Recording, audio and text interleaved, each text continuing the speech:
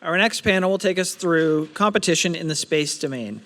To lead us is the director of the Naval War College Space Studies Group, Dr. David Burbach.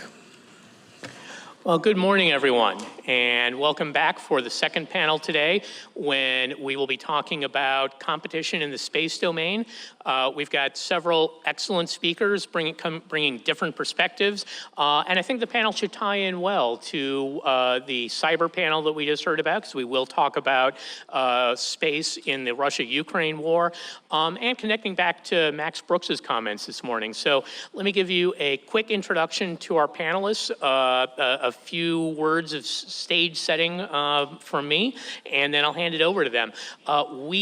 Our panel also has been affected by the travel disruptions yesterday and by illness. So we have three panelists.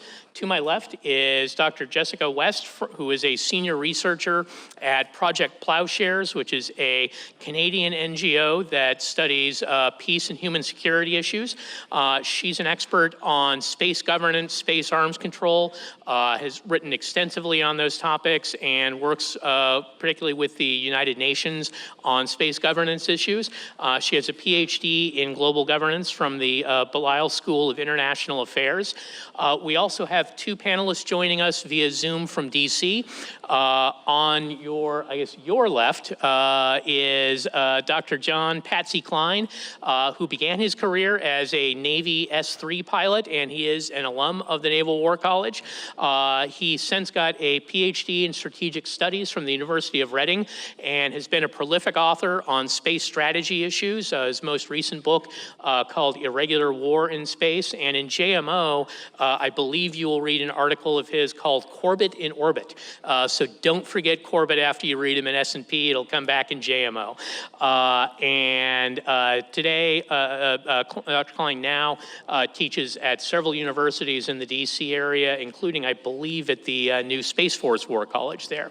And then on his right is Dr. Mick Gleason, who had a career as a U.S. Air Force officer with expertise in various technical subjects related to space, and went on to get an international relations PhD from George Washington University, specifically tied to their Space Policy Institute. He's now an analyst at the Aerospace Corporation at their Center for Space Policy and Strategy, where he also writes extensively on space strategy, security, and space policy issues. You may see in the program, we were hoping to have Mr. Doug Loverro, a longtime fixture in DC, who has had senior positions at DOD and at NASA. Unfortunately, he is ill and not able to make it today. I do have the slides he would have shown, and the very quick note that I'll make is he actually ties very well where he was going to go to Max Brooks' presentation this morning, making the point that our adversaries have come to understand our way of war. He would have begun with an analogy about the Confederates developing ironclads in the Civil War, but he makes the point, just as Max pointed out, that we've become very comfortable with a way of war that relies upon space technology. We spent the global war on terror fighting adversaries who had no real space capabilities and no way to challenge our space capabilities. That's very different as we think about competition with China and Russia. So space may not be all that new. I mean, it's actually 60 years ago this year that the first space-based navigational system was deployed. The Navy put up transit satellites. It was a lot less convenient than picking up your phone and having GPS tell you where you are. But that's 60 years that we've been doing space-based navigation. Space-based navigation is older than email, actually. So we've been doing space for a long time.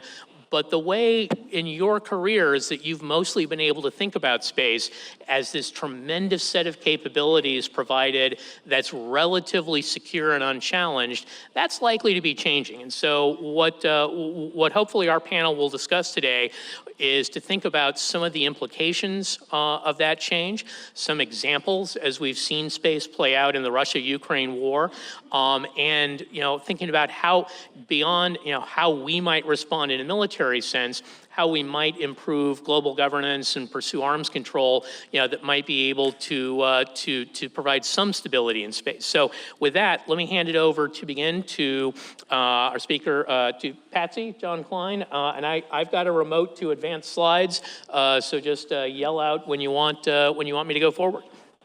Okay, sounds good, David. And thanks for having me here. I do wish I could have been there in person as as the aircraft was approaching the hold short at DC. ATC shut down the entire Northeast corridor. So, but I'm glad I was able to join virtually, and you're in capable hands with Jessica and David. They're in person, and I'll have David be my eyes in the auditorium as I ask the audience some questions. So as folks kind of settle in their seats, I'll just make my two bottom line up front. That irregular warfare as a framework can be used to think about today's competition in the space domain, and that your time at the Naval War College can change your life. It changed my life, so maybe some of you will have a similar experience. So next slide, please. So what you have here is a picture from over 20 years ago from the Mahan Scholars Program. I'm told, sadly, it's no longer around. It focused at the strategic level of war, and you can probably see there's a lot going on in this picture. There's a younger, perhaps overly serious version of myself in the back row. But it was a great experience. I had Dr. Carrie Lord, and we had Professor John Hattendorf leading us in the discussion of maritime history and strategic studies regarding maritime experience. And as you might imagine, studying that, especially under John Hattendorf, was a wonderful experience. I'm told Secretary of the Navy is going to unveil a portrait of him tomorrow there in the building, so that'll be great. But it was, the basic thesis question of that program was, can the maritime experience be used to think about space strategy? So that is a question that took hold in my head and stays with me to this day. Next slide. So I was fortunate after the Naval War College to study under the tutelage of the late Colin Gray. Whenever I get a little bit full of myself and think that I've published a lot, I think of Colin's work, over 30 books and monographs, over 200 articles and papers. He was definitely very prolific. If you've ever read some of his ideas and his works, he leans on Clausewitz a lot, Sun Tzu and Thucydides. So that was my grounding for my writing too. Next slide, please. So my day job that pays the bills is I'm supporting the Space Force at the Pentagon with strategy development, which is a really cool thing for me. The other thing I try to do is I teach at the university level, at the undergraduate, graduate, and doctoral levels at a few universities in the DC area, which is really rewarding, as a lot of the folks that are instructors there in the room will attest to. Next, please. So David was kind enough to mention my first article that appeared in the Naval War College Journal, 2004, 20 years ago. Corbett in Orbit, that was my result of the Mahan Scholars Program and my first take on it. I was fortunate to have a fellowship after the Naval War College, and I was able to write my first book as an 04 in the Navy. Fast forward, so if the first two works are Corbett in Orbit, the Understanding Space Strategy would be known as Corbett is Not Enough. You can't take one strategic thinker and realistically apply it to all things at all times when considering space. So this brings in more Clausewitz, Thucydides, B.H. Littlehart, J.C. Wiley, and other seminal thinkers.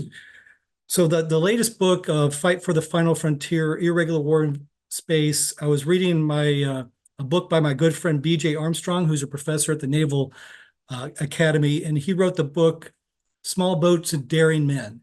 And the overall thesis was that the early U.S. Navy was actually an irregular force. And you can kind of see, based on my writing history, that kind of took hold. Well, maybe what we're seeing isn't really, we shouldn't use an analogy of necessarily the maritime experience. Maybe what we're seeing today is more of a mode of warfare and competition. So that was my take on that. Next slide, please. So trying to make sense of what's going on today is we've talked about that progression in writing. Something really didn't make sense to me. So I had been writing, whether it was Mahan, Corbett, Clausewitz, Thucydides, what we were seeing today, and there was this idea of like, hey, this is the old ways of war don't really hold up. What we're not seeing violence in a Clausewitzian sense. We're not seeing armed conflict or use of force as we would consider in the Charter of the United Nations. It was something else. It sure wasn't peace. So we have, direct ascent, anti-satellite missile tests. We have GPS jamming going on both sides in Ukraine. I would say what we saw from Russia was purposeful debris generation with their recent anti-satellite testing. And we have rendezvous and proximity operations for coercive effect. So I tried to kind of have a sense, okay, what's going on? And that's where I kind of determined that the irregular warfare mode may be the best approach. Next slide. So terms of reference. This is I didn't took this from Michael Handel's work, but irregular warfare is apart from major conventional wars against an enemy who takes a similar approach. The spoiler is irregular warfare is not an irregular occurrence. Now, I can't see the audience there, but some of the folks out there are probably rolling their eyes because you realize I just defined irregular warfare as the opposite of regular warfare. But I would say we do that in strategic studies all the time. We have the direct and indirect approach. We have asymmetric and symmetric operations. So one is defined in terms of the other. And I appreciate you bringing up the cam of the audience.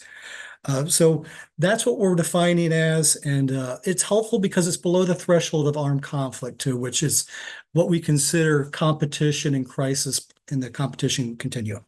Next slide, please.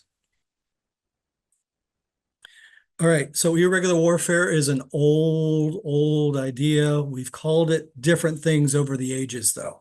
So we have, asymmetric warfare, counterinsurgency. Currently, gray zone operations is in vogue. James Cable wrote about gunboat diplomacy. We have Mao's guerrilla warfare, hybrid warfare, terrorism. Caldwell wrote about small wars, and you can read the rest. So again, they're not major force-on-force conventional activities. A lot of these activities are below the threshold of what we considered armed conflict, a lot of coercive, seeking asymmetric advantage and the like. Next slide, please. So what are we saying today? Some examples. Leading up to the Russian invasion in Ukraine, we saw cyber attacks against the U.S. commercial company Viasat. Again, I mentioned the GPS jamming. We have proxies and proxy war, I would argue, going on with the use of commercial companies providing satellite communications for military command and control, like we saw of Ukrainian forces. And then if you read some of the open source reporting of some of China and Russia's activities on rendezvous and proximity operations, I would say that we're seeing some type of coercion, communications for coercive effect going on in the space domain.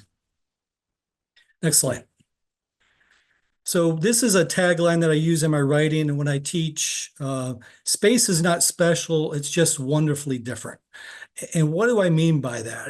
It's space can take from the lessons of history, our strategic experience, and still lean heavily on those. Clausewitz would kind of paraphrase this as the enduring nature of war, but the changing character of warfare. I think this is similar. Colin Gray's writings would agree with this too. But we can't actually look to the past. And, when I teach my classes, I say, I don't teach a space policy course. I teach a policy course that focuses on space. So, most conflicts still have a terrestrial reference. There's geopolitical concerns, other type of competition concerns. So space is not in isolation. Next slide.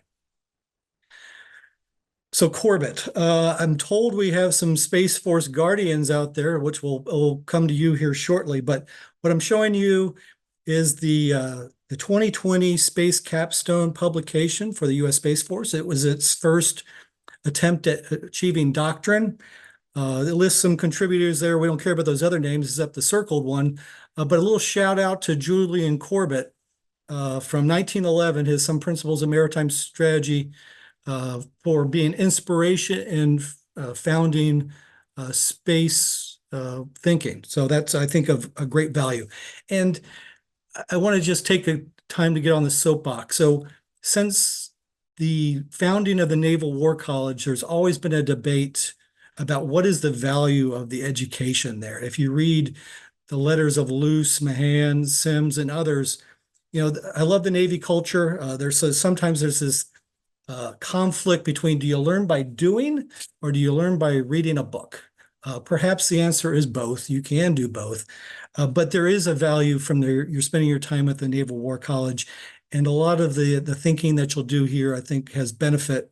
And I would argue as your proof, you could say, and we don't have Doug Loverro's intro to this, but I think he would agree that we were able to take the strategic thinking of the maritime experience that had been going on for decades and use that for the stand-up of the U.S. Space Force and for how Guardians think. So I'll let you all debate that amongst yourselves.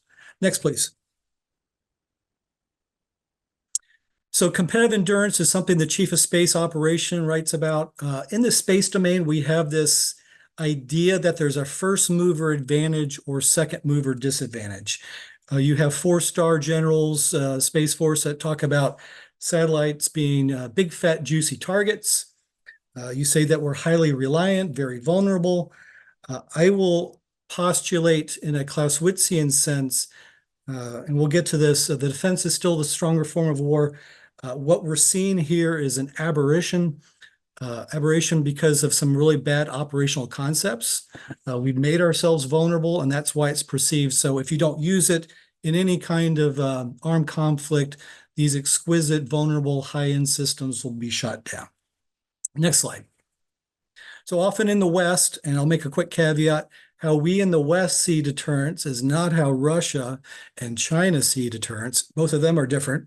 Russia with inflicting unacceptable consequences, and China's version of Weisha is more of a compellence than deterrence in the West. But quickly, there's lots of forms of deterrence out there. And, I write about it. I know Mick writes about it too. It's easy to get lost in this academic, sometimes overly complicated discussion about what form of deterrence. So whenever I try to instruct and I kind of think about it, deterrence is about affecting the decision calculus of others.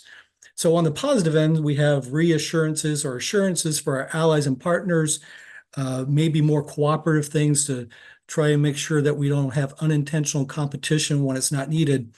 But that's fundamentally what we try to do. Next slide, please. So deterrence by punishment. This is David's favorite movie. We have Rocky IV with Sylvester Stallone and Dolph Lundgren. A lot of times when we think about deterrence, it's implied, you'll say, the United States will respond in a time, place, and domain of our choosing. And that's through cost imposition. This is deterrence by punishment. If you mess with me, I'm going to hurt you really hard and you're going to regret it. So then don't mess with me. We understand this in the U.S. Space Force understands this. So that's pretty much status quo. Next, please. But there's another form of deterrence, and that has to do with denying benefit. So going back to Clausewitz, the defense is a stronger form of war. Julian Corbett also parrots a lot of what Clausewitz writes. So unlike boxers in the ring, here's a picture of me and Mick at the county fair. We've decided to put on the padded suits and we're going to try to push each other out of the ring. It's a hot day. We're getting a little hot and sweaty. We're getting tired very quickly. And we decided just to call it a day and then go have a cold one somewhere. So unlike where I'm going to impose cost on you, I'm conveying the futility of action. And Clausewitz would call this making preparations. The good news is the Space Force and space professionals know this idea, but they know it under a different way. So this is space mission assurance and resilience.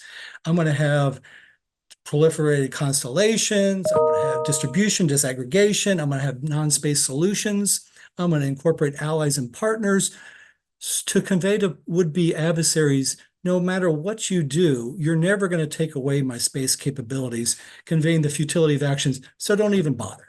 And I think we're doing pretty well on getting this message across. Doug's not here, but he was the author of this 2015 white paper laying out this taxonomy. Next slide, please. So we had the cyber discussion here, and this is where I will ask the audience, and David, you will be my eyes. So Space Force Guardians, I think there's a few of you, please raise your hands. Space Force Guardians. David, do I have any hands up? We have 5. Awesome. Keep those hands up. Cyberspace professionals, please raise your hands. Cyber experts, whoever thinks they know about cyber a lot, please raise your hands. David, any additional hands? We have a very few hands. I might have expected more cyber people than that, but Okay. they like to keep very quiet about things. But we do have a few Okay. hands up. Okay, so before you lower them, please look around, make sure you get to know each other after this. You can put them down now. So what was that theatrical thing for? So something that I'm exploring in current writing and based on current events, the cyberspace domain and the space domain are shared and overlapped. They share strategic elements such as same lines of communication, the informational environment, the network dimension, and the link segment. So what does that say? At times, space warfare and cyber warfare may be one and the same.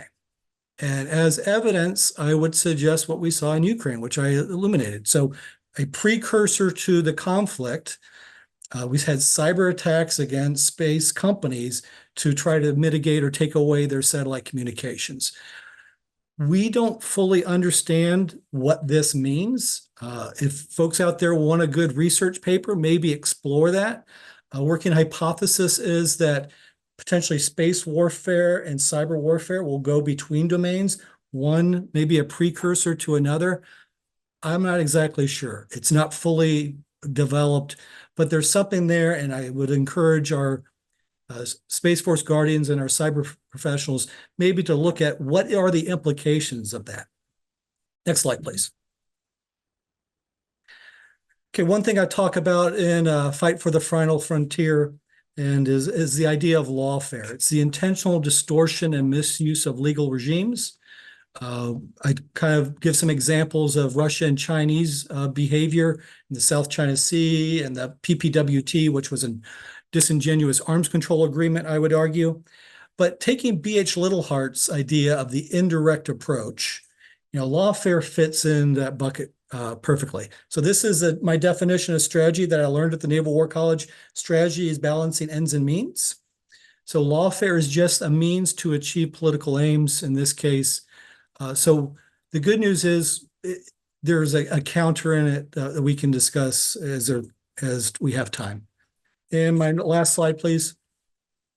So I tried to offer in the last chapter, okay, if irregular warfare is a helpful framework for thinking about what's going on today, what's a potential solution? What's a course of action for the United States? And I'm not going to read you these, but what I do is I list 10 actions or lines of effort, whatever you want to call them. 7 of those 10s are non-material solutions. Okay, sure, you need to build shiny things, some hardware, some other stuff, but a lot of this is just, we need to embrace this in training, education, preparing our mental mindset for what protracted competition means, developing better deterrent strategies, incorporating allies and partners, and non-military solutions. So these are all things that we can do. These are things our allies can do without the benefit of necessarily all the great hardware we have. So at this time, I'll give myself the hook and happy to engage on some questions later. Thank you. Great, thank you, John. Lots to think about there. Let me hand it over next to Mick Gleason, who will focus more on space in the Russia-Ukraine war. Thanks, David, and thanks to the Naval War College for inviting me to be there today. I wish I could have made it in person, but I got hit by COVID during some international travels last weekend, so I'm staying home and laying low. But hopefully I'll come through loud and clear today on some of my thinking on Ukraine and space. like Patsy, I started out as an operator, and I still kind of consider myself an operator at heart. However, I was in the space operations career field starting in 1987 in Air Force Space Command. I was a career Air Force Space Operations career field, AFSC back at the time, and I missed being in the Space Force by about 3 years. I retired just a little bit short, or I would have been one of those people who was pulled out of Air Force Space Command and put into the Space Force as a guardian. So I'm a legacy guardian, I guess is what they're calling them nowadays. I was mission controller for 4 different satellite systems, a weather satellite system, a missile warning satellite system, 2 different telecommunications satellite systems. And I did that for about 10 or 12 years, depending on how you add it up. So I got a lot of experience on space operations floors. I used to teach at the Air Force Academy, and I asked cadets, what do you think of what is space operations? The Guardians in there may challenge me on this now, but they really had no conception of what does it mean to be a satellite operator. And so just to kind of provide an analogy, I was operating a satellite. I was not an end user. Okay, so I think the best analogy may be as an unmanned aerial vehicle operator. You're operating a vehicle beyond the line of sight, well over the horizon, using communication links to control it. You're monitoring systems, you're keeping the attitude correct, you're monitoring electrical subsystems, and you're taking care that the payload is operating effectively, delivering imagery or whatever its mission may be, so that your job is basically to keep the vehicle operating and flying, providing the information that the users need on the other end. It could be very challenging sometimes. It was pretty exciting. It wasn't life and death sitting in an operations center in Colorado Springs. But sometimes you went home with your heart racing as you almost lost $1 billion satellite because of your mistake. Not that that ever happened to me. Anyway, so I went from operations, career broadened into being a master's degree in political science and international relations. Got a gig at the Air Force Academy, faculty in the political science department. I was all ready to teach international relations, and they said, "Oh, you're the space guy. Teach space policy." And I said, "What the heck is space policy?" I'd never heard of it, right? As an operator, I didn't even know that there was such a thing as space policy. So that kind of opened my eyes to this whole different world outside the operator. And I think that's, like Patsy was referring to, the value of education as you grow through your career. Horizons open up that you never really even considered before, to pursue further career endeavors. And the other thing the Air Force Academy told me is, you're in academia now, so you have to write a paper. I was pushing 40 years old at the time, and I'm like, what? I have to write a paper? I haven't written a paper, since, grad school or whatever. So I wrote a paper on space policy, and that launched me into going. The Air Force Academy sent me to grad school to get a PhD in international relations and space policy. I ended up at the Pentagon doing policy and strategy, I think close to where Patsy is sitting now, in one of his roles. And then my final career, which I can think Jessica can relate to a little bit, was I was sent to the Department of State as a military advisor on national security space. So I got to actively engage and participate in that high diplomatic level of space policy and strategy and diplomatic relations. And so it was kind of a full circle career from operator to the international, diplomatic level, which led me to speak with you here today, and be invited. Thank you, David, for the invitation.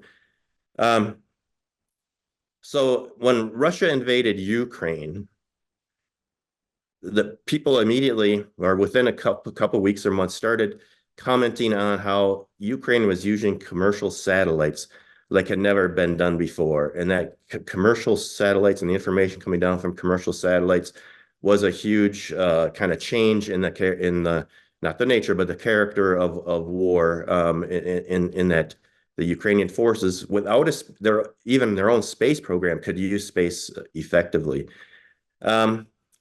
But for quite a while, through 2022 and into 2023, it seemed like that's kind of where the thinking stopped.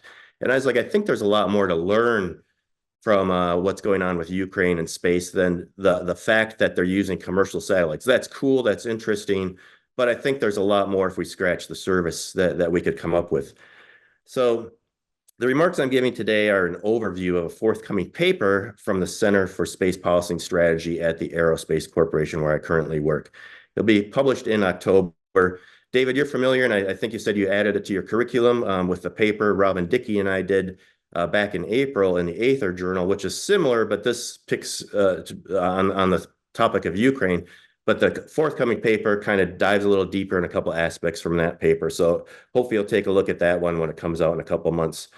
The paper that we did in the Aether Journal on the lessons learned from Ukraine, it was regarding the importance of data and data networks and data analytics, and includes some thoughts on the implications of the future. And just as a small spoiler alert for you, it's all about the space data integration at the operational level. Satellites are cool. I've operated them. But as U.S. Space Force doctrine mentions, the satellites are useless if the data isn't usable at the operational and tactical level. I mean, they're still okay for the strategic level and for senior decision makers. So I'm sorry, I have to, Aerospace Corporation requires me to get my comments cleared, so I have to follow my script here. So you'll see me looking down at my notes quite extensively as I try to go through them and not get off script. Patsy's book on understanding space strategy gives attention to the importance of data and data networks in his chapter on space as a business domain. But I think Ukraine should drive a deeper examination of the critical importance of those things to the joint force. So I was going to suggest that Patsy and I do that together someday, dive deeper into that couple pages in one of his books. But it also, as Patsy mentioned, might make a good research project for some of the students there. So if you want to look in Patsy's book, Understanding Space Strategy, I think it was around page 181, where he mentions data and data networks and the importance of using space and or of using those to make space valuable to the operator. I think that'd be interesting to dig deeper into that. And you can look at Ukraine as an perfect example of this. So if you could put I think I had one slide, if that's available. Let me make a short diversion to explain three major components of space systems. Patsy kind of mentioned it in passing. If you didn't get that slide, I can just talk through it. Yeah, sorry, Mick, I don't think we have that slide. Okay, it was a last minute thing, so I'll just move on. So space systems can typically be broken down into three segments. The first and most obvious is the space segment. That's satellites performing their mission, right? The second, as Patsy alluded to, is the link segment, right? The uplinks and downlinks that connect the satellites to the ground, whether it's their operators or their users, all right? So space segment, link segment. And then the third is the ground segment. And the ground segment includes the systems and personnel on Earth that operate the satellites and the facilities that receive, process, and distribute the data from the satellites. The ground segment also includes, and this is my focus here, the ground segment also includes the end users, obviously, right? Sorry, I was going to refer to my slide. The end users, in this case, we're focused on joint warfighters, right? And that can be individual level systems like mobile terminals, antennas. If you look at Starlink antennas, they're the size of a pizza box now, right? That could be an iPhone, that could be an iPad, and so forth, or some type of tablet. But anyway, the mobile terminals, antennas, receivers, transmitters, and other hardware and enabling software. This is where the rubber meets the road for space, right? You got to get the information into the hands of a user who can use it, and it has to be in a tactically useful timeline, right? It also includes the requisite databases, data networks, hardware, software, and code that enables data analytics. How often do we ever think about these things or focus on them when we're thinking about space and the Space Force and Guardians and satellites and mega constellations and resiliency and so on and so forth? So I think Ukraine is helping us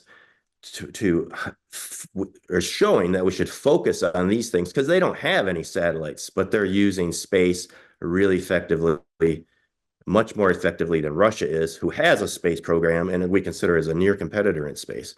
So how can this be? So I argue that the war in Ukraine provides several insights regarding the future of warfare with regard to space. The innovative uses of space by Ukraine will inform our thinking about the future of warfare to years to come. Most importantly, Ukraine shows that we must prioritize and innovate in integration and delivery of data for the joint force. As Patsy mentioned, I think him and I have a lot of similar thinking because he also touched upon another remark or another aspect that I was going to call out, and that's the 2020 U.S. Space Force Space Capstone publication, Space Power Doctrine for Space Forces. I wasn't going to go with Corbett. That was pretty cool. I always associate Patsy with Corbett now since I first started engaging with him a few years ago. But anyway, the Space Capstone Doctrine asserts that space systems provide their greatest potential when integrated with other forms of military power, and states a spacecraft provides little value if the data it provides cannot be exploited. So go ahead and spend $1 billion on a satellite, but if you don't have the user equipment on the other end to make use of it, it may be a big waste of $1 billion. And this is actually a problem if you look at the development of space systems. A lot of times satellites are launched. Milstar, MUOS are two examples before the user equipment is actually out that fielded to the forces in the force. And so there's often Patsy or other people in the room can back me up here or challenge me on that, but from my experience working at the Pentagon, it was always a challenge to synchronize when a satellite is ready and launched and has all this amazing capability, but there's no one on the ground ready to use it or who has the equipment or training sufficiently available to make good use of it. So Space Force Capstone Doctrine is right as far as that the greatest potential is when the data is integrated from space. And Ukraine underlines how right that is. Okay, so here's a short laundry list of some of the ways Ukraine has used commercial satellites in its fight with Ukraine. Like, these are the specific examples called out in the papers that are forthcoming and were written a couple months ago. But many of you in the room may have other examples in your mind, and I would encourage you to call those out or speak amongst yourselves about those, because I think there's hundreds of examples. So I have a couple here, about 10. Ukraine has used commercial communication satellite networks to command and control its fielded forces all the way from Kiev to the trench line. The satellite networks allow easier communication between units too. So you're in a trench, there's somebody 10 miles away in another trench, or 10 kilometers away, I guess, in Ukraine, in another trench, and it enables communication between these fielded units and all the way back to headquarters, all the way back to Kiev. Ukraine has used electro-optical and synthetic aperture radar imaging satellite data to find and target Russian ships in the Black Sea. We read about these ships getting sunk and attacked in the Black Sea, right? But have we ever thought through the kill chain on how that happens?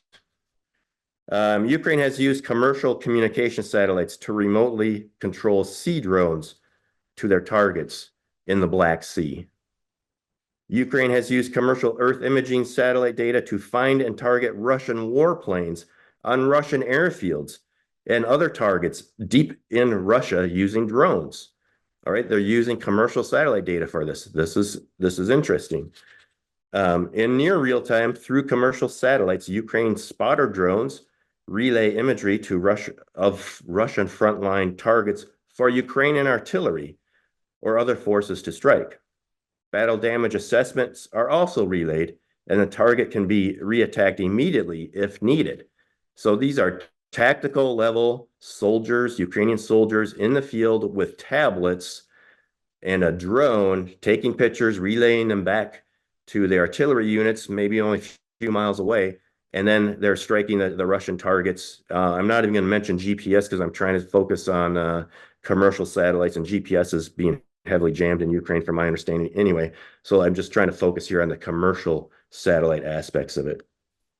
Another thing that is kind of new in the last few years is commercial radio frequency monitoring satellites. Um, they've only started to become available in the last few years, but they're already having an impact on the battlefield. They detect sources of jamming in Ukraine, GPS jamming or other type of communications jamming, allowing Ukraine to mitigate the jamming's effects or stopping it, of course, by blowing it up where it's coming from. Ukraine and the international community use data from these commercial radio frequency monitoring satellites more strategically, I would say, to track the automatic identification systems, AIS, as those in the Navy may be familiar with, signals of ships violating Western sanctions against Russia, including tracking ships full of Ukrainian grain, stolen Ukrainian grain and other goods, and tracking Russian billionaire yachts, so those yachts can be seized when they go into port somewhere around, anywhere around the world. So Ukraine has used commercial communication satellites. This is getting a little bit beyond the battlefield here, but just to show the diversity of how frontline units are using space in innovative ways because they're able to integrate the space connections very effectively. Ukraine uses commercial communication satellites to connect their maintainers in the field with NATO experts in Poland. The maintainers in the field can get help from the experts quickly and order new parts directly from the battlefield so that they arrive as soon as possible. As we know, the logistics chain and spare parts and maintenance, it's always a challenge for forces in the field. And so when you have a direct link back to experts sitting outside the battle zone who can help you out, especially if you might not be that well trained and there's a lot of new unfamiliar equipment flowing into Ukraine over the last couple of years, that can really be a game changer. And on and on. So this is just a small sample of how Ukraine is using space in the fight. And once again, to underline, it's important to remember, Ukraine has no space capabilities of its own, but is using its space effectively. How can this be so? I argue it's because they were forced to prioritize the integration of space with the warfighters, using whatever data they could get. Let's talk about Russia, right? Russia, we consider a pure competitor in space. Russia has independent access to space. They were the first ones to get into space with Sputnik going back 60 years, right? They have decades of experience using space for military purposes, including dedicated communication satellites, Earth imaging satellites, and so forth. But Russia has not used space effectively in Ukraine. How can this be so? I think that should be the key question that people are asking, not focusing on that Ukraine is using commercial satellites. That's cool. But why is Russia unable to effectively use its space capabilities to support its warfighters in Ukraine? Well, you guessed it. My thesis is that they have not effectively integrated data from their space capabilities at the operational and tactical levels. Why? So now that we decided that they're not doing it, why aren't they doing it? I argue it's because my research has shown it's because of inadequate Russian doctrine, strategy, and training, inadequate material investment, and lack of priority on getting space support to the warfighter. Just like to mention, so since the first Persian Gulf War, Desert Storm, way back in 1990s, right? Coming out of that war, the U.S. military said, we need to integrate space with the warfighter. We had space to the cockpit, right? Space to the wheelhouse. We've made tremendous leaps in the 90s so that by Kosovo, there was a vast improvement in using space data at the tactical and operational levels. Operation Iraqi Freedom, Afghanistan, the last 25 years, the United States has become pretty proficient at getting space data to the warfighter where it's needed. That has taken a lot of investment. It has taken a lot of thinking, a lot of strategy, a lot of prioritizing that. We may have mirror image and assume that Russia was doing the same thing, but obviously they have not. And so I think we should always be cautious of mirror imaging and think just because we're doing something and investing in it doesn't mean our adversaries are.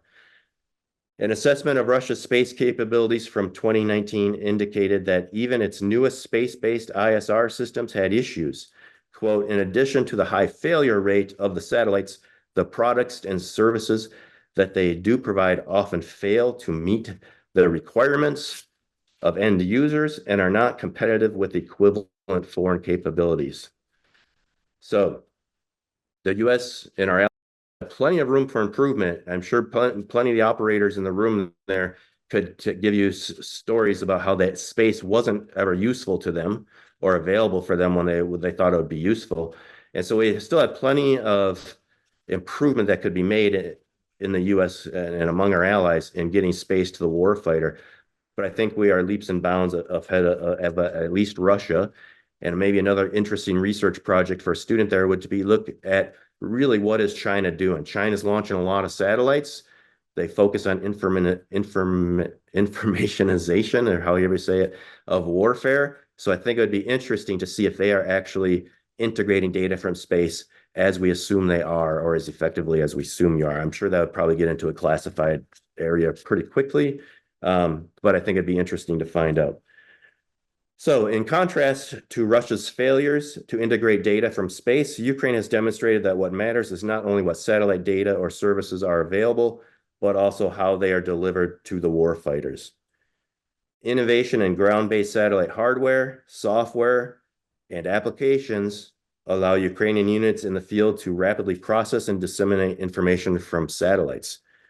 The network distributed approach of using and sharing information from space pursued by Ukraine and its allies has demonstrated the asymmetric advantage of this approach compared to the centralized hierarchical structure used by Russia. That's another reason why Russia has not effectively used data from space, because they still have a very centralized hierarchical top to bottom. Everything has to go through higher headquarters before it can get out to the field. Ukraine has been using more of a matrixed, networked approach to getting information to the warfighter, which I think should also reassure the United States and its allies that we're on the right track when we're trying to develop and invest in these systems. So enabled by, just to reemphasize that, enabled by commercial communication satellites and while leveraging data from a wide variety of commercial remote sensing satellites, Ukrainian forces have been able to innovate and adapt with more decentralized command and control and more direct communications and coordination between tactical units. All right, so is anybody still with me in there, David? As I'm droning on here, I'm down to my key takeaways. Okay, yeah, if that seems like a good stopping point, so we could move on to Jessica West, and we will come back with any questions later. So thank you very much, Mick. Let me hand it over literally hand it over to Jessica here in the auditorium with us. Okay. We've actually reached the good afternoon portion of today's event. Thank you for your time and your patience and your interest today.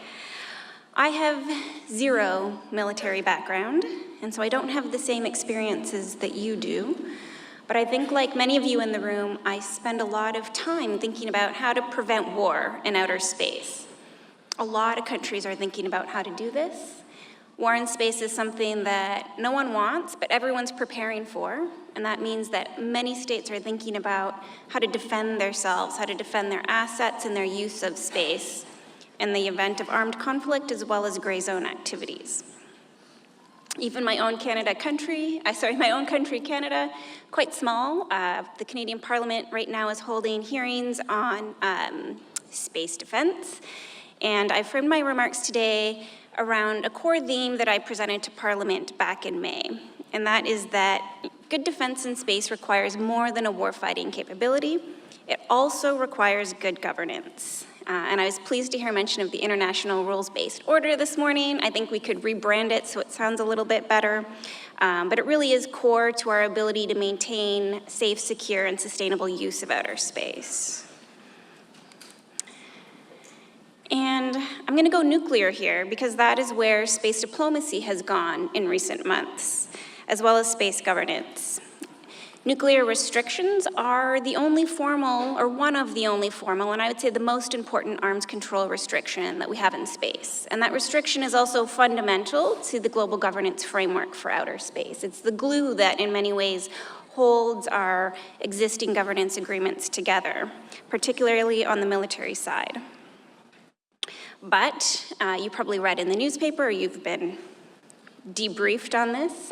Leaked US intelligence in February pointed to fears that Russia may be pursuing a capability in orbit to detonate a nuclear device in space. And this fear has been taken all the way to the UN Security Council, where the United States and Japan co-presented a resolution with 65 co-sponsors, asking states to double down on their commitment against nuclear weapons, and also to commit not to develop a capability to use a nuclear weapon in space. That was vetoed by Russia. Russia had a counter resolution that was very much aimed at not having any weapons in orbit. All of it sort of went nowhere in some ways. We're back to where we started when it comes to space governance on the arms control side, but I think it was unprecedented diplomatically. We've never discussed space at the Security Council before. I think it raises also the stakes of our current competition and potential warfighting in space. It's a reminder of where things can go. A nuclear detonation in space would be a mass extinction event for satellites. The infamous US Starfish Prime test in 1962 demonstrated that, where a nuclear explosion killed 8 of 24 operational satellites. It had effects on Earth around the world, but it could also be a space killer. The resulting debris combined with radiation could make space unusable in the near future. And so I think there's 3 takeaways from this sort of nuclear turn that space governance has taken. The first is that it's part of a wider arms race in outer space. It's not separate from the day-to-day challenges that we're facing. Instead, it's a backdrop to this arms race. It's a reminder that gray zone activities or irregular warfighting in space is very much taking place against a potential for extreme violence and extreme harm. And it reinforces the importance of efforts to avoid arms racing and potential escalation of armed conflict in space, because we don't want to wind up with this future. And this means that governance must be part of all defense equations in outer space. I hesitate somewhat to call this arms control, in large part because it invokes a narrow and I would say outdated concept, the concept of arms control.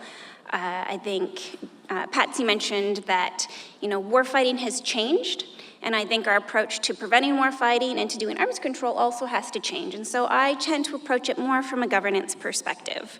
I spend a lot of time at the United Nations. There's still this sense that an arms control agreement is something that is written on paper, has formal verification, and everyone agrees to it. But in my own studying of what we're doing when we're trying to prevent conflict, or we're trying to rein in the most egregious and harmful kinds of weapons, is that a lot of it is about governance. It's about dialogue, information exchanges, confidence building, as well as restrictions and obligations. And so I usually go back to Schelling's work on arms control, which is more of a governance approach. He described it as an extension of strategy, aimed in some ways at collaboration with potential enemies, but with a focus on reducing the chance of war, limiting the harm if war does occur, and per our remarks this morning, reducing the cost of preparing for war, so being more economical, if you will. And that can be with human lives as well as with cash. So I think we're really talking about governance efforts to manage competition and manage enmity. Personally, I don't foresee sweeping new arms control agreements for space, and I think that's okay. But what does good look like in that case? I think it's less about what's on paper and more about the effects of minimizing and mitigating the most harmful effects that arise from unrestrained military competition. So I like to focus on function over form. So less about what's on the paper and more about the kinds of things that we do to rein in potential warfighting effects. Importantly, militaries have a really big role to play in this. It's not just something that happens at the United Nations. I think the day-to-day practicality of conflict prevention is something that happens on a much lower scale. And I tried to think about sort of 3 steps or strategies, I think, that are relevant from a military perspective towards this effort. And I landed on de-escalation of militarization of space, reducing the opacity or the grayness of the operating environment, and developing mechanisms for cooperation. These are all interrelated. So when we talk about de-escalation of militarization, I'm often misperceived, I think, when I talk about this. It doesn't mean that you deny military interests. It doesn't mean that you deny military activities or a right to conduct military activities in space. But militarization is really a broader process about dragging in all of society into a warfighting aim and seeing all problems through a warfighting lens. And I think trying to take a step back from that is really helpful towards de-escalating some of the tensions that are driving us towards confrontation in space. I think too much militarization encourages unproductive arms racing and raises the risk of direct armed conflict. So while space is a warfighting domain, it's not only a warfighting domain, and it's important to maintain spaces that are not about warfighting. I think some of the efforts that could help with this would be avoiding preemptive policies and offensive weapons capabilities. I worry when I hear expressions such as counter space capabilities, which is doublespeak for preemptive weapons. I think it's inherently escalatory and destabilizing and of limited military value, quite frankly. And it has a high risk of leading to indiscriminate civilian harm. We talked a little bit about dual purpose capabilities, I think, throughout the panels today. And, you know, there's always this throwaway line with space. You know, everything can be used for warfighting, everything can be a weapon. It's not necessarily true, and I think we can take steps to also differentiate capabilities that are harmful from those that are not, and so avoiding dual purpose capabilities. And I was on a panel a few months ago with Blevin Bowen, who has done much more writing on space warfighting than I have, and we're talking about the fact that, you know, in war you throw everything in the kitchen sink at the effort to win, and I think that's normal. But when we're in not war, I wouldn't say we're in peace, but when we're in times of not war, I think it's important to maintain plumbers and kitchen sinks that aren't mercenaries and weapons. Because that allows us to innovate. It allows innovative commercial activities to happen in space without being perceived as harmful, without being intentionally misperceived as harmful and targeted. And that is a step towards reducing some of the gray zones. I think it's also important to maintain clear non-military space activities. I think funding for science is really important, and the kind of science where you can have information exchanges with countries that you might not otherwise be speaking with. And I'm going to pitch the moon, I think, is another really core area where you can have a non-military focus. And I think the US's success with the Artemis program, the number of states that are signing up to that, is a sign of the success of that strategy, of pursuing a very civilian and commercial focus on the moon. So I think these are examples of ways in which we can demilitarize some of our competition in space. And then this slide is really about bringing greater transparency for the space environment, but I find transparency is a word that can be hard to understand and mean many different things. So I try to get a little bit more specific, but it sort of goes back to Patsy's remarks about irregular warfare. And in my own work, I do use the gray zone concept, and I talk a lot about the fog of peace in space. So in war, you have the fog of war. We don't really have war in space, but we certainly have the fog of peace, where everything is so-called peaceful. Even things that are harmful, and it can be really difficult to differentiate harm from helpful, and that's intentionally so. And so I think there's a lot of measures that can be taken to clear some of that fog, to reduce the scope for irregular warfare and competition in space by bringing greater visibility to the operating environment. And I think the US has a good track record on this through efforts at norms of behavior. And I think Patsy's comments on lawfare, I think this has been the American response to what they see as lawfare at the United Nations, is to focus on behavior and norms and setting standards for what states will and will not do. And I think it's been successful. So there are the tenets of responsible behavior that the US DoD released 2 years ago, I believe. I think they're rather vague. I still think you could probably fly a space weapon through them, but they're definitely a start in the right direction, and they're something no other state has done, quite frankly. And I think that takes courage to be the first mover on some of these issues. And I think the moratorium on destructive anti-satellite testing is another one. We know that debris is inherently bad for everyone. It's an indiscriminate source of harm for civilian users all around the world. It's something we don't want to see others do, and so I think taking the leadership on that commitment was really important. Canadians will tell you that they've been talking about this for decades, but it really did take American leadership on that stage to get it going.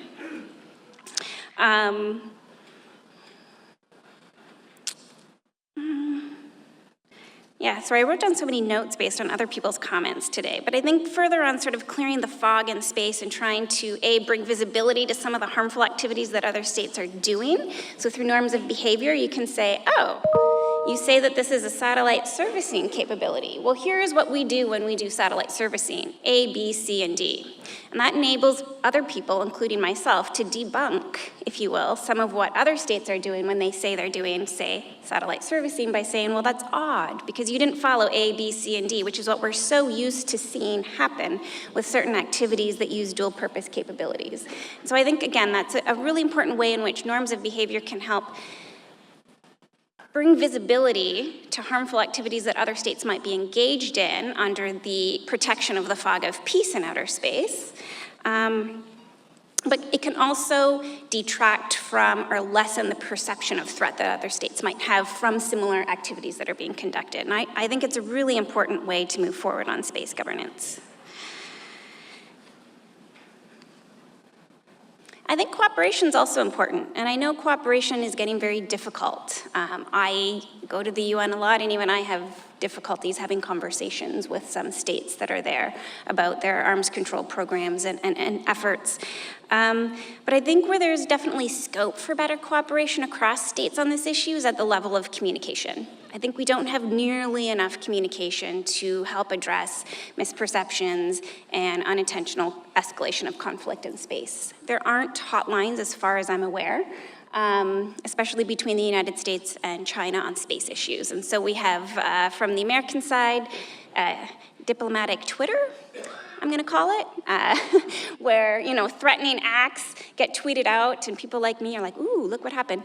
And then on the Chinese side, we have diplomatic notes that go through the UN, very formal-like. That's not a really good way to have direct communication. It's not a good way to resolve conflict, and especially in space when things move really quickly and the time-space continuum is getting faster and faster and tighter, there really is an importance to being able to communicate at a strategic level as well as I think at an operational level, not only with like-minded states, but with other-minded states. And I think that is where there might be a small window of opportunity to start having more regular dialogue and cooperation. And I'm gonna end with the point that what you do matters in space. It matters for many reasons. I was actually keen to hear Patsy, he quoted John Klein. Believe it or not, I quote John Klein very minimally in my own work, in that, space is special, but it's not unique. But I think the environment itself is unique, and I think it's one that is too important for war, and that is something that Clay Molt said around 2005 or 6, I think, in his book. And I think it's something that holds. Space is too important for war. We lose too much if we lose space. But there's other reasons that what you do matter. I can't see the slide myself. Space is deeply human, and I think that gets forgotten. We think about space and we think about hardware. It's okay to lose hardware if we're not losing people. And Mick talked about the fact that end users should be part of space systems, and I like to draw people. I usually have to physically use my pen on the iPad to draw the people because I can't find a picture of a space system that has people drawn in. And Mick was talking about military as sort of end users, but I think we have to remember that it's civilians all around the world who are the end users. All of us carry space in our pockets every day. We have space in our homes. We use space to make our lives better. We use space for economic opportunities. We use space for personal security reasons. We use space to mitigate climate change. So from very big, important needs down to the everyday individual's ability to lead a better life, we use space. And so maintaining that is something that we can continue to use, making sure that we aren't harming the ability of others to use it, understanding how many billions of people really are integrated into these bits of hardware that are flying through orbit, I think is really important. And it speaks to the importance of what you do on a day-to-day basis and the importance of efforts to prevent armed conflict. So I'll end it there. Thank you, Dr. West. Thank you to all of our panelists. Thank you for listening.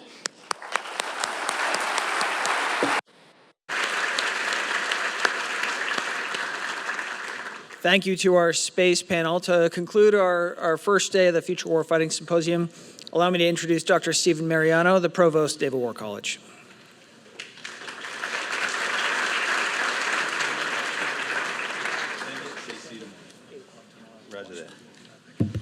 Thank you, James, and thank you, panelists and guests and admirals. Appreciate everyone coming today, and to students in particular.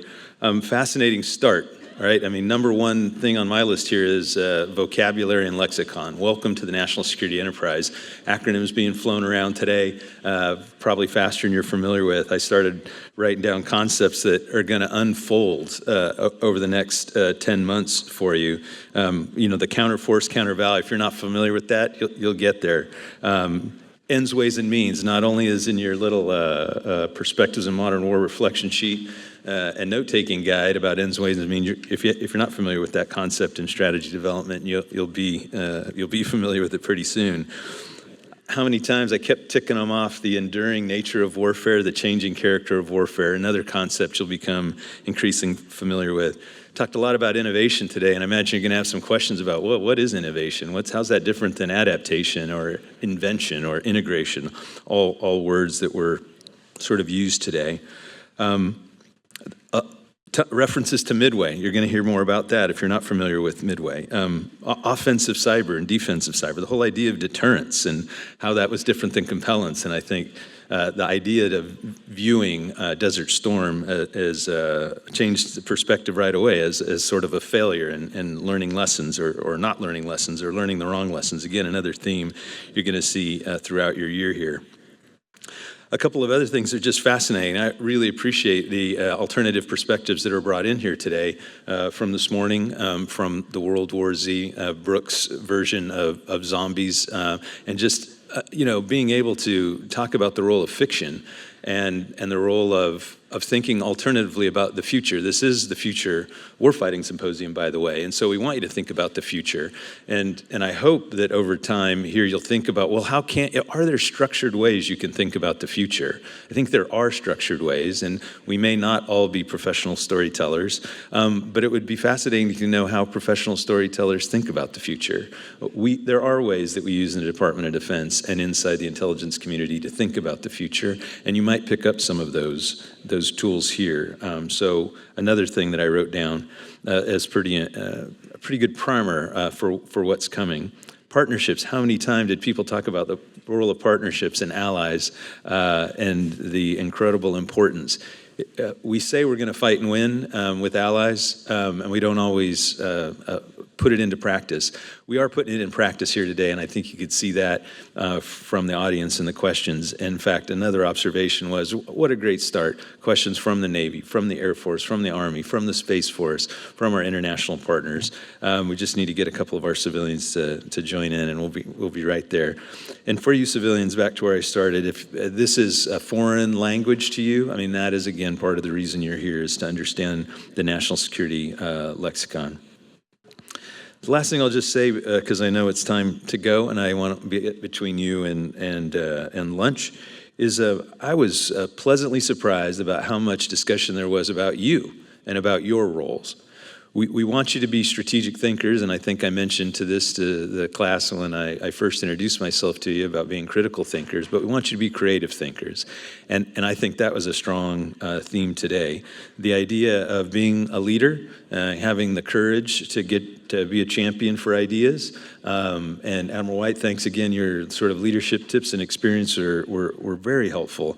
I think this is how much this year can be for you. You'll definitely get out of it what you put into it. And by so far, the evidence seems you're putting a lot into it, and you are going to get a lot out of it. So the last thing I'll just say is you hit your stride, not only in how to study, how to read, how to ask questions, how to talk about this stuff. That's going to happen alongside with like coming in on time, getting through the gate, where to put your backpack, where to park, right? All those sorts of things, making sure the microphone works. So it's off to a great start. And I just want to thank all of you for fully being engaged. And I want to thank our panelists. I want to say special thanks to James and Fred and David for all they're doing to do the moderating today and all that. And last thing I'll say is James empowered me to conclude right here and say that this concludes the session. See you tomorrow at 8 o'clock, and plan for getting in the gate a little bit early. Thanks, everybody. Have a good day.